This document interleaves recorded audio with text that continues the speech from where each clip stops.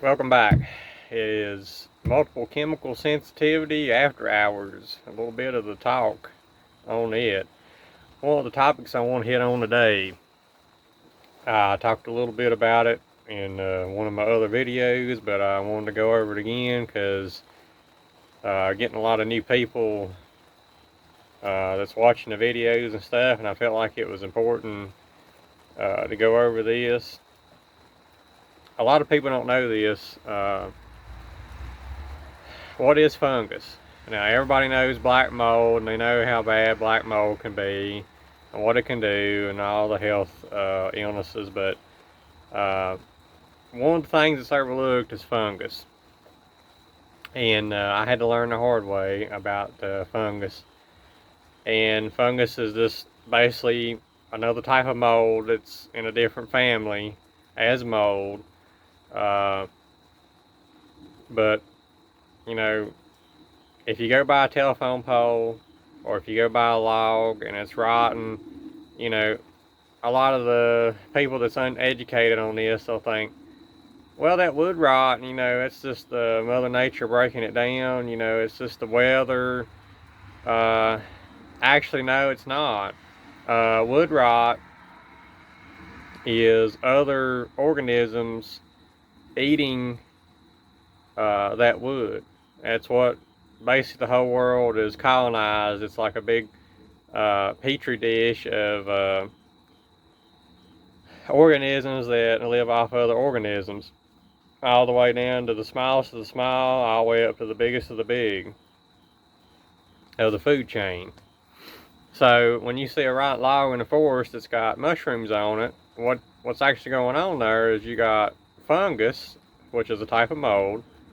It's breaking that log down and it's eating that log. So what's happening is in that process is it's releasing VOCs, is volatile organic compounds, and it's basically it's the same thing that a multiple chemical sensitive person reacts to.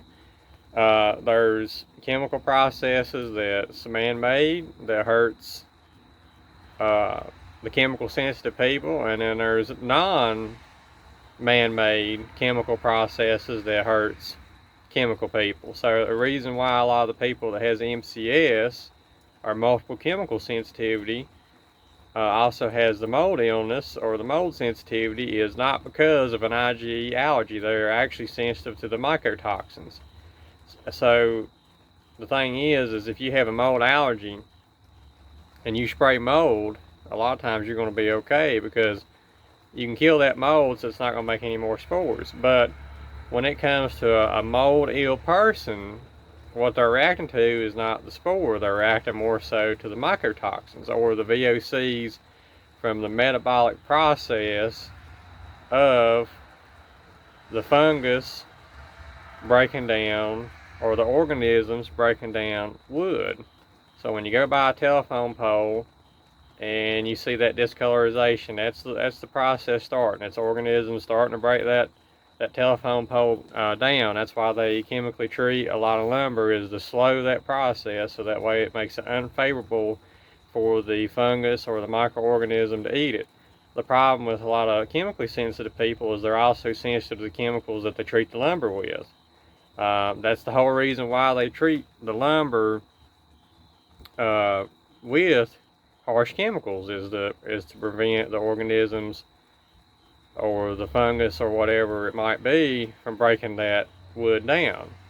So that's why pretty much all of your store-bought lumber is toxic to multiple chemical sensitive people. I didn't know this. I had to learn it the hard way. I know that new lumber bothered me. I'm also allergic to trees, so I react to sawmill cut lumber, but I don't react to it in the same way until after it's dried real well. But if you have a camper, you have a home, and you look behind your walls, and let's say you're doing a renovation project or you buy something and you don't know why you're reacting to your home or your living quarters, and you see wood rot, it's other things breaking that wood down. Now, I'll tell you a little interesting thing. If you was to take and put wood on the moon, where it's vacuum free, where it's not other organisms, that piece of wood would never rot. So that's the common misconception I see, is people think wood rot is a environmentally based process from weather and erosion. It is not. It is mostly due to other living things breaking it down, and the metabolic process releases the VOCs, or the volatile organic compounds, and that buildup is what makes mold sufferers, and also the mycotoxins. That plays a big part of it. Mycotoxins dead anyway, so if you spray it, it's not going to change anything with the mycotoxin. It's just, and the only way you get rid of mold for us, or make it safe, is to remove it or remediate it.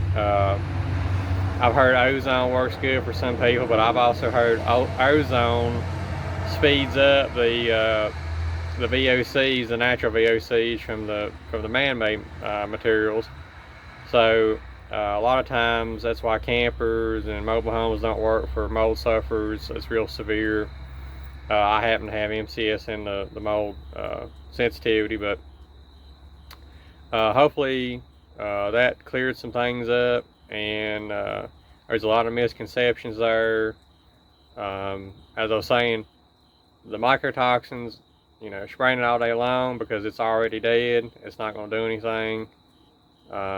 It's kind of like, you got to think of it as like pollen. It's not actually living, it's not a living organism until it resets. But the mycotoxins is a lot smaller than the spores. The spores is what starts the growth. The mycotoxins is what's the actual toxic part.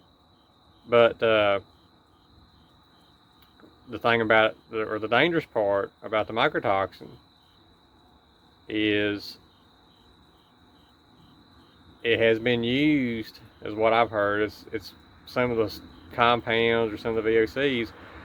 What's dangerous about it is I've heard it's been used in biological warfare. I have read that, but that's way off topic. But anyway, hopefully this clears some things up. I don't want to ramble on too much. Just know that that's the reason why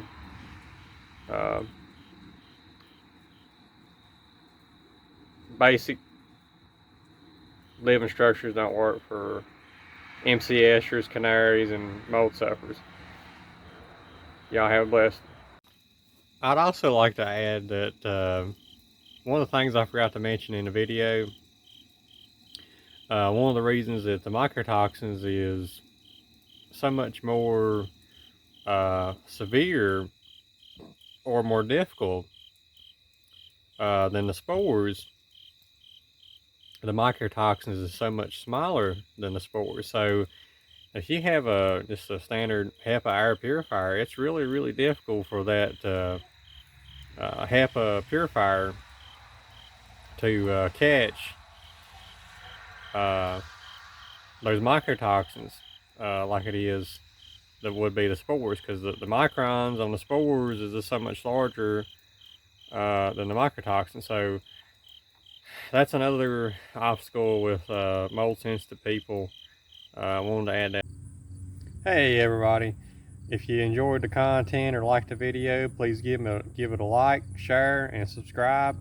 I want to get the content out, and I want to help as many people as I possibly can going through these terrible conditions. So if you would, at the very least, please do that. Y'all have a great one, and God bless. Peace.